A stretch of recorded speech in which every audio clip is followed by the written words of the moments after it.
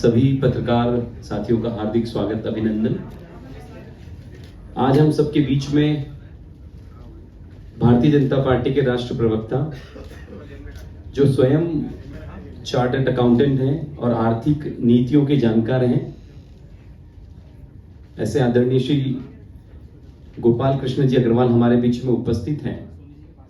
और गत दिनों माननीय प्रधानमंत्री श्री नरेंद्र मोदी जी के नेतृत्व में अमृत काल का बजट जो प्रस्तुत किया गया, उस विषय में हमारे बीच में चर्चा करेंगे। मैं सर्वप्रथम आदरणीय भाई साहब से आग्रह करूंगा कि अपना विषय रखें, उसके उपरांत हम लोग प्रश्नोत्तर का यहाँ पर सत्र रखेंगे। तो मैं भाई साहब से निवेदन करता हूँ। और हमारे बीच में उपस्थित हैं प्रदेश के प्रवक्ता श्रीमती दिव्या गुप्ता जी एवं श्री नरेंद्र सलूजा जी हमारे बीच में उपस्थित हैं।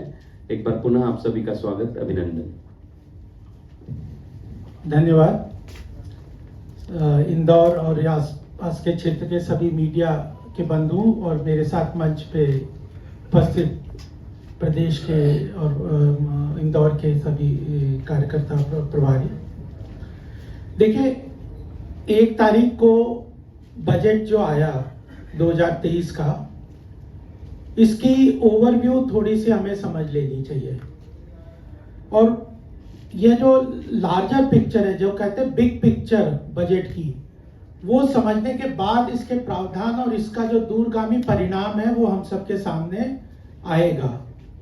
प्रधानमंत्री जी का यह भी आदेश था कि बजट जो एक्सरसाइज है वो केवल 2 दिन की एक्सरसाइज ना बन के रह जाए कि बजट का प्रावधान आएगा, पार्लियामेंट में उसको रख देंगे, कुछ लोग उसको समझेंगे, कुछ लोग उसके बारे में जानकारी प्राप्त नहीं कर पाएंगे।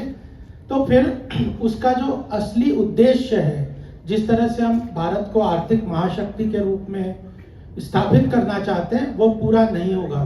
तो इस बार मैसिव एक्सरसाइज पार्टी ने और सरकार ने आउटरीच की है।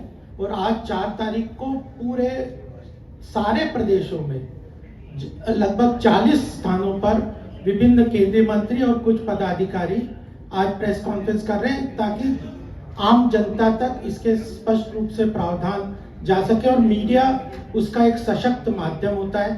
तो मैं आपके सामने इसके कुछ प्रावधान, बिग पिक्चर आपके सामने रखूंगा। और उसके बाद हमारी एक जो मीटिंग होगी यहाँ के जो कार्यकर्ता, इंटेलेक्चुअल और जो बिजनेस कम्युनिटी से जुड़े हुए लोगों के साथ, उसके बाद यही कार्यक्रम जिला स्तर पर भी कार्यकर्ता, यहाँ के जो प्रदेश के प्रवक्ता हैं या वो आर्थिक मामलों के जानकार हैं, जिला स्तर तक इसके प्रावधानों को ले जाएंगे। कोविड की एक बहुत बड़ी महामारी थी जिसने हम सबको, पूरे विश्व को आहत किया था, और 3 प्रमुख प्रॉब्लम थे उसमें। जब कोविड की महामारी से बड़े बड़े देशों को उसको इम्पैक्ट किया, तो उसमें सबसे पहले ये हुआ कि लोगों ने कहा कि लिक्विडिटी इन्फ्यूज करनी चाहिए। लोगों के हाथ में पैसा अगर सीधा पहुंचेगा तो डिमांड क्रिएट होगी और उससे इकोनॉमी को रिवाइवल का सहायता मिलेगी। जब लार्ज कंट्रीज ने, जैसे यूएस, यूके, चाइना, ऐसे बड़े बड़े जो डेवलप्ड इकोनॉमीज हैं, इन्होंने, जापान, इन सब ने जब लिक्विडिटी इन्फ्यूज की, तो एकदम प्रॉब्लम क्या आया कि इन्फ्लेशन बढ़ गया।